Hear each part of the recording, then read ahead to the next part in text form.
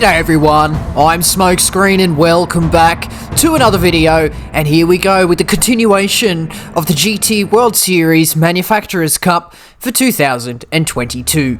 We're tackling round number 2 here. We're at Sardegna Trackside C, which as you can see here has not traditionally been happy hunting ground for me. I tend to either be really off the pace or I end up crashing at the notorious turn 4, which we are going to be tackling today in a completely new machine, the Genesis G70 Group 4 car.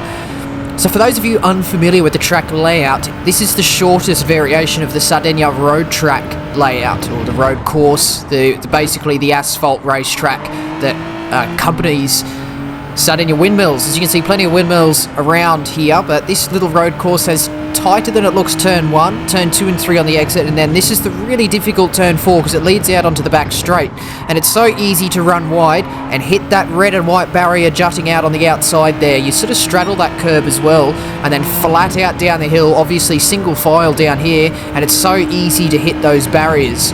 And then we head up into the final turn, which is an absolute SOB to get right. Got to make sure you don't brake too late because you're still completing a turn by the time you jump on the brakes. So the car can easily step out and you can kind of oversteer on the brakes. And then you've also got to watch out for that pit wall there because it can easily grab you as if you get a little bit too risky or get a little bit too complacent. But that was our first flying lap, 56.4. On this flying lap, we're going to improve. We had a slight improvement on lap 3, down to a 56.1. But for this particular lap, it's going to be a little bit faster. We're braking just after the 100 meter board. In fact, it's more likely just before the 50 meter board. It's a little bit closer. Thankfully, Gish gets out of the way in the McLaren 650S, so we don't have to worry about any traffic. Turn 2 and 3, easy flat, of course. And then heading up towards turn 4, so easy to get wrong. Braking just before the grass transitions to the gravel trap. Make sure you meet that apex. You can straddle that curb on the exit. You can see the grass is sort of all muddied up from cars driving over it. Flat out down the hill, just minimise your steering angle. And then heading up into the last complex, you can get this corner flat and then jump on the brakes halfway between the 2 curbs on the right-hand side. So as you're heading through the right-hander of turn 8, the curb on the inside ends and then the curb starts again as the outside curb for turn 9, braking halfway between when that curb break happens. Late apex, gunning up towards the line. There is a 56.1 for you, and we'll see where that puts us. It puts us provisionally 9th, and we'll see the official position after the Manufacturers Series introduction.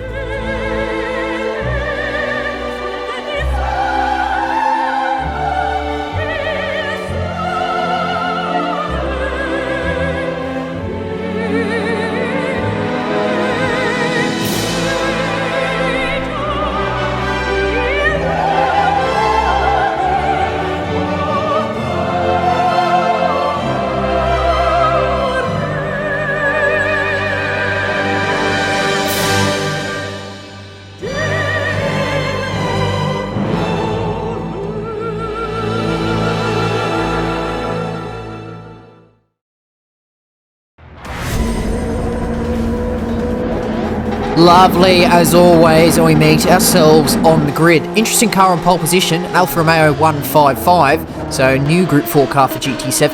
But as for us, Genesis G70, it's had a slight buff since we last drove it at Trial Mountain. You may remember that combination from the test season. But yeah, we've had a slight power buff. Weight has remained the same, but we've had a slight horsepower boost in the homologation process, so we should be slightly better in the straight line here. We're obviously never going to be as good as the Subaru, but we should be a little bit better than we traditionally have been. Okay, so for this start of the race here, we've got to be really careful because the first thing to note about today is that we are now on the hard tyre. We did all of our qualifying on the soft tyres, so soft tyres available, soft, medium and hard tyres available, I think. However, only the hard tyres are mandatory for the race. So the fastest strategy was actually to go for a no-stop on the hards because the pit loss here is way too long in a 20-lap race to actually gain the time back. That you lose by taking the pit stop in the first place. So it's a lot quicker to completely avoid the pit stop, which is what we're going to be doing today, and we are just going to be doing 20 straight laps on the hard tyre. Fuel is easily no problem, and tyre wear isn't even a big problem either. So it's just a straight up sprint race, to be honest. But as you can see at the start of this race, we have lost the cars up ahead. So that's Captain Muffin and Rainy Weather. They're going side by side up into the first turn. But our bigger concern is Okayama GT3 behind. Oh, the McLaren goes off the track there, has a half spin and recovers, but still not quite recovering enough such that he doesn't lose a position. So we're up one by virtue of the McLaren having a slight miscalculation on the exit of turn 1, which is actually fairly easy to do, to be honest, because the turn 1 seems to be... it seems a lot more open than it really is, but it's actually a corner where I would say you need to overslow to punch it out on the exit. So Sardegna road track then. It's not a track I tend to actually enjoy, which may be partially the reason why I tend not to do so well around here. I just find it's a really boring track and there's not really a good overtaking spot. Turn 1 is your best overtaking spot, but if you have a car that's not quite so good in a straight line, then you're going to struggle getting a move done at turn 1 because it's at the end of the longest straight, but otherwise it's so difficult to get any other moves done. But we're going to skip ahead to lap 6 because nothing too much went on until this battle pack up ahead has seemed to form. Seems all those cars have kind of compressed up together and it's making them look like they're going to engage themselves in quite a large time hemorrhaging battle. As for us, we've still got about half a second behind. Oh no, we've made the crucial error. We've run wide at turn 4 and nearly spun out, smash into Okayama. I'm so stupid. Such an idiot. I'm so stupid, man.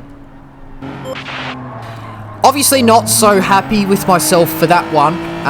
Yeah, so that's a mistake that I made in GT Sport. Oh dear, I'm not the only one that feels stupid, as unfortunately for Clear Riefenstahl, they've made a mistake on the exit of the final turn. So yes, turn 4 once again claiming me. Again, that's the third time in as many races here that we've had.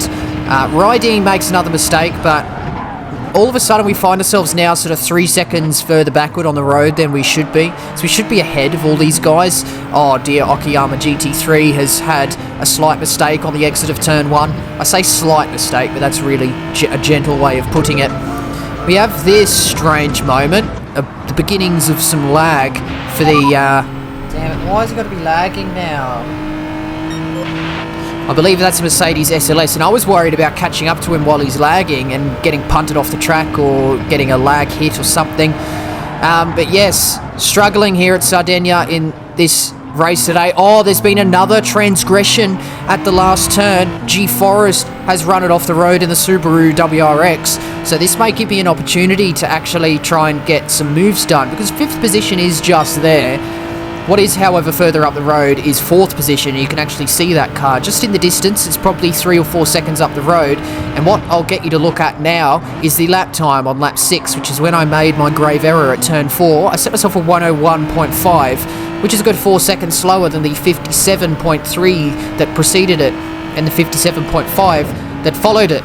So, if all my calculations are correct, if we delete that 4-second error, so that lap 6 lap time is a 57.5, we should be 4 seconds further up the road, meaning we should be right about where that other car is currently heading up towards turn 8 is. Rather frustratingly, we are now stuck behind these two cars, which we should be ahead of. So that's what tends to happen when you make a mistake. You end up behind cars you shouldn't have been behind in the first place, and now, instead of just being ahead of them and fighting for 4th, because a load of other people have made mistakes in this race actually, and it kind of is a little bit disappointing in terms of, I don't like seeing people make mistakes, but disappointing in terms of what could have been, because if I was simply just in the position to reap the benefits from all the mistakes, I could have finished this race with quite a decent point score. But unfortunately for me, I'm not in the position to be fighting up for the 4th. I'm in position to be getting this 6th position back that I should have anyway. And we're going to be doing that by utilising the slipstream off the back of the Subaru WRX. And for those that aren't aware, basically GT7 now is the real Subaru simulator, because the Subaru WRX is pretty much OP everywhere we go. Take this week's daily races, for example. We have Group B at one of the Maggiore layouts. We have... and then we have a Group 4 and a Group 3 race. I actually forget the tracks already. But my main point is, if you have a look at the top 10 leaderboard on all three, it's the Subaru WRX. So the Subaru WRX Group B, the WRX Group 4 and the WRX Group 3 are all dominating the 3 different daily race leaderboards. But anyway, we have an opportunity, because we've got a really good final turn compared to G Forest here. We have an opportunity to go up the inside at turn 1, so we try and send it down the inside.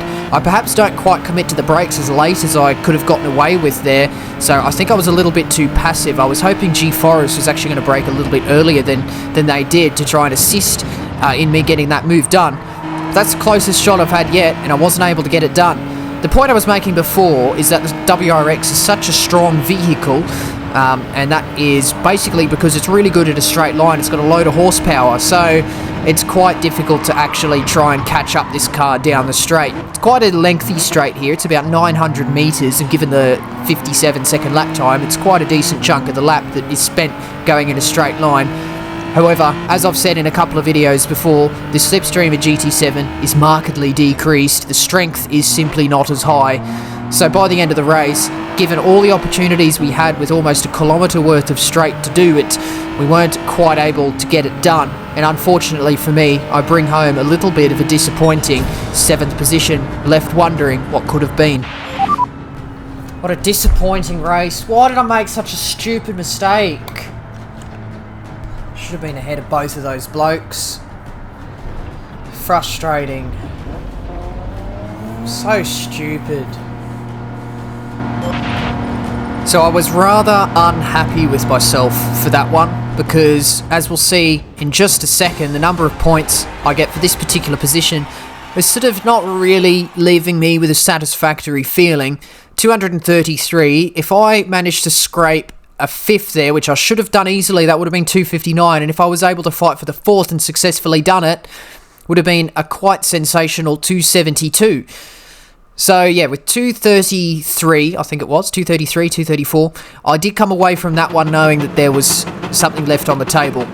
The good thing about Manufacturers Series compared to Nations Cup is that if you have a bad first race, because the player base is so much larger, because we're combining Asia and Oceania, there's simply more players going in each slot, which means that I'm unlikely to find myself in a lobby that had a maximum of any less points compared to my 233. I mean, I would probably have gone again if it was a Nations Cup anyway, because generally the second slot is good for 290, 280 for the win. But yeah, giveaway manufacturers, there's no real risk of the points decreasing too much. The only real concern is if I ever make it into top split, which does happen occasionally, but I wasn't too worried about that, given I could probably at least match something as good as my 233. But here we go for the qualifying for the next slot. We came out of the pits behind GTR. We decided to remain behind him. The slipstream is turned off for qualifying in this game, so there was no slipstream benefits there, but we gave GTR a bump. He ends up getting back past because he messed up his lap, he got behind me, and I decided to let him go once he got into a rhythm. Along with Sidorg, I let him go as well on a couple of laps, so I've had 2 laps there where I haven't done a hot lap. We're finally got around the final turn and see exactly what kind of hot lap we get in this time. Gonna qualify last here. My main concern at this stage was where I was currently sitting. My fastest lap so far is a 56.1, which is about the same qualifying time I put in the first slot, which was good enough to put me 9th or something, or 13th, I don't know, I don't even remember actually, it might have been 12th now that I'm trying to recall. But sitting here, we've done the same time, we're 14th, we're 8 thousandths of a second off the last position, which is not going to be really good. We get a really good turn 4 though, one of the best turn 4s I've gotten all night. And as you can see, we're 2 thousandths of a second purple there. Okamu GT12, very quick driver, and probably is not in the Genesis G70. He probably has a car that's a little bit better in a straight line, which means he's probably going to gain time on me as we head down the straight. But all I can do is focus on getting the best final turn I can and getting the best run down the straight I can. Once again, I'll repeat, no slipstream for qualifying. They've found a way in GT7 to actually have that turned off, so we're not getting a benefit off the back of Sidorg, but that lap altogether, all things considered, was good enough to put together a 56.0. Probably would have liked to see, and probably would have been... Oh, I'm going to start on the corner, for God's sake. Probably would have been a little bit more satisfied to see a 55 there, but a 56.0 is by no means a bad lap, and we're 13th. So it goes to show the strength of the field here and the strength of the drivers that appear in the Asia-Oceania splits. The fact that we've actually put in a semi-decent lap, and we are 13th. So all we've got to do now is just put in 20 clean laps. That's all I'm looking to get done here. Unfortunately, I did start on the corner. Don't know why this isn't sorted for the next-gen game. This was a problem that plagued GT Sport. And all of us thought the GT7 is going to solve all the problems that GT Sport had, but unfortunately at the moment it seems to have just added to the list. It's in many different ways, solved some problems and created new ones, but we're not going to get into that. If you do want to hear more about that, check out my podcast down in the description below. I have a podcast with a couple of mates from around the GT community, including ASR Atom, currently inhabiting 11th position. We talk about all sorts, including all the problems of GT7, if that is what you're so inclined to listen to. But we've had a fairly quiet start to this race, no big incidents to report of. Gap ahead has opened up to 0.9, gap behind has opened up to 1.3, so we've got a little bit of an air gap, and this is the update on the end of lap 2. Gap behind now 2.2, gap ahead now 1.1. So we shouldn't have to worry too much about any pressure from behind. However, there's now a move happening for 11th position as Sidorg has caught up to the back of Atom. He's driving the BMW M4, and he's heading down the inside at turn 1. There's no contact between them. Oh, Atom, no. Oh, mate.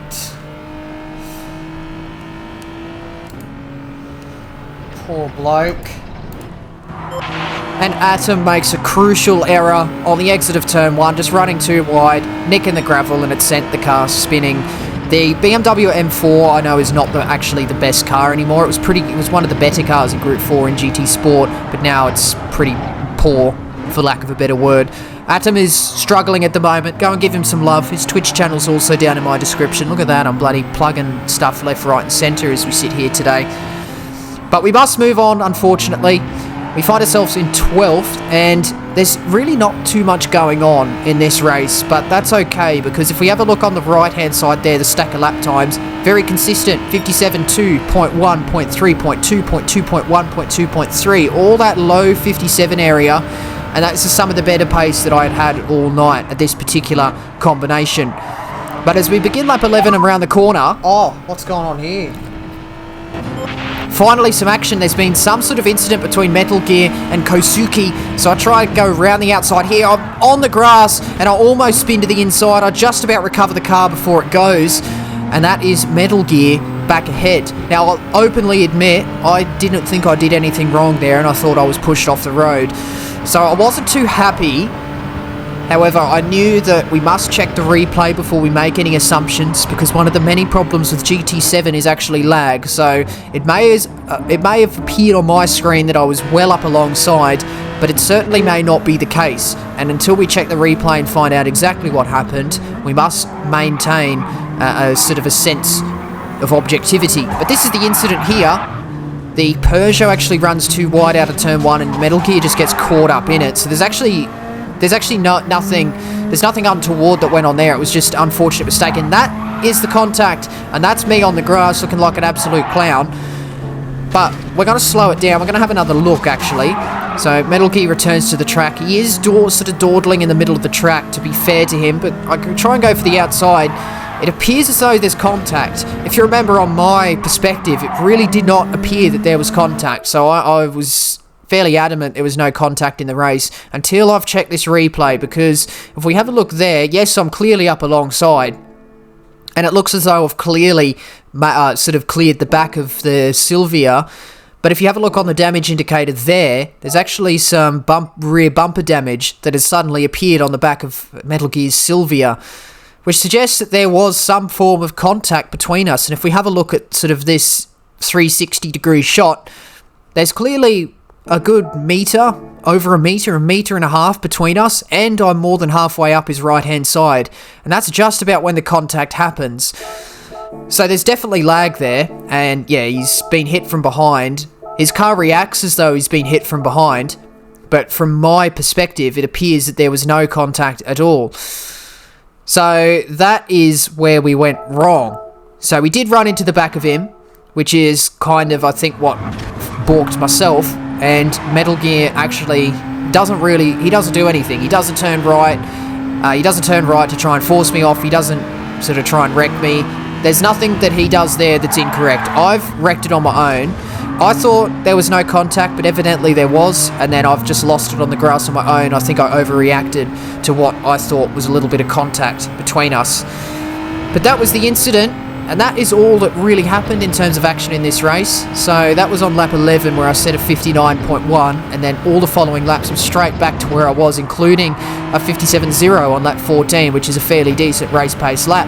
Yellow flag's out, which means my eyes widen ever so slightly at the prospect of gaining a position, and that does indeed happen as we head past a Mazda heading down the hill. Well, if I can get a top 10, I'll take it. Offering a quite cold reception to that, actually. Unfortunately, for the Mazda, he has made an incident, and I feel sorry for him. But once again, his loss is our gain. As we head down the hill on lap 19, have a look up on the top left. GTR's gone into the pits. He's on the soft tyres. He's been on the soft tyre the whole time. Remember in the first race how I said that the pit stop, you just lose way too much time? GTR has pitted from probably about 15 seconds up the road off the soft tyre. I think he fought through the field a little bit, so he didn't even make the maximum amount of gains that he potentially could have on that soft tyre. And this is going to be the state of play on the pit exit as we're heading out past the pit exit. There's GTR on a brand new set of hard tyres. He'll have to be on the hard tyres in order to meet the tyre requirement of the race and not earn himself a 1 minute penalty. But if we have a look behind, that gap's opened up to 1.7 and 1.8, 1.9, 2 seconds basically on the exit of turn 1, as he seems to have made an error on the cold hard tyres. Oh, beautiful. Okay. Poor GTR. But, his loss is my gain, unfortunately, in this dog-eat-dog world. I'm joking, GTR, I love you. So GTR slightly misjudged those hard tyres there. If he was close enough, he may have been able to catch up and get past, because obviously he'll have brand new hard tyres. I've got ones that are 20 laps old. So there would have been quite a big tyre differential there, but with only a 50-second lap time, there's no time for GTR to make significant enough gains on me, and I'm going to bring home 9th. Good pace, good pace. Aside from a little coming together, that's a really solid drive, and whatever points this is, I'm calling it, because that's a high quality drive. It's not my fault if the points are low.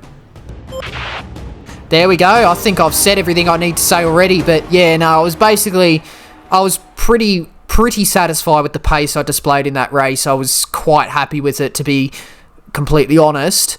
So I was kind of going with that and thinking, well, it's not my fault if the points in this split for this position are what they are, because I know that I drove to the best of my ability and put in an extremely high quality drive there. And at the end of the day, it was good enough for 240 points, which isn't an absolute disaster of a result. It is sort of now in the lower echelons of what I'd consider to be a decent result, but all things considered, given that it was a track I don't enjoy, my car was okay actually. It didn't quite have the straight line speed of the WRX, so it's kind of unfair to compare that. But the car was fairly decent actually. It's mainly the track. I didn't enjoy the track, and I still had that slight little bit of an incident with Metal Gear, which put me a couple of seconds further backwards. But given that I finished only really behind a load of really quick Japanese drivers and a couple of really quick Australians, including Metal Gear and Cyborg, there's no one ahead of me that I know I should have beaten. So, in that sense, the 240 was fairly satisfactory, and honestly, just because I hated the track, I didn't want to do another slot, so I've come away with that one with 240 points, which I think is adequate enough, given everything went on. But I think overall, I finally had a somewhat of a decent race around Sardegna C. So out of the 4 videos that I've currently made, including this video 5, one of them is positive. Thank goodness. Finally, Sardegna C, you've redeemed yourself to some extent. But that's going to finish up this video today, so do hit the like button if you enjoyed, and do subscribe if you'd like to see more videos and streams from me. Do leave a comment as well, as questions, comments and constructive criticism, as always, very much appreciated. But that's going to be the end of this one today, and that means that is it from me. So once again, I do thank you very much for watching. See you later.